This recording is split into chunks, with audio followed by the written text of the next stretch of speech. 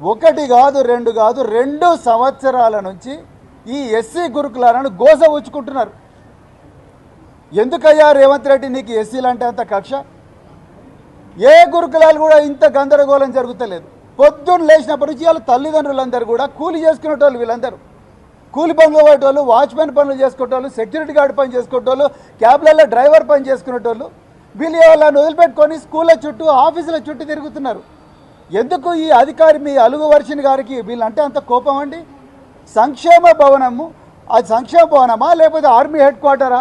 వీళ్ళందరూ ఎప్పుడైతే తల్లిదండ్రులుగా వీళ్ళందరూ పోయి మేడం మీరు మా పిల్లలకు అన్యాయం చేస్తున్నారు, అప్పుడున్న ఆఫీసర్లు, ఇదే కాంగ్రెస్ గవర్నమెంట్లో ఉన్న ఆఫీసర్లు కూడా కొంతమంది మమ్మల్ని మంచిగానే చూసుకున్నారు, కానీ మీరు మాత్రం ఎందుకు మేడం మమ్మల్ని ఇట్లనే చూస్తున్నారు అని అడిగితే పోలీసు వాళ్ళని పిలిపించి వీళ్ళని బయటికి గెంటేయడం, సీసీటీవీ కెమెరాలు పెట్టుకోవడం, వీళ్ళను కనీసం కూర్చోబెట్టి కూడా మాట్లాడే సంస్కారం లేని ఆఫీసర్లను ఇవాళ మీరు సాంఘిక సంక్షేమ శాఖలో పెట్టిండ్రు.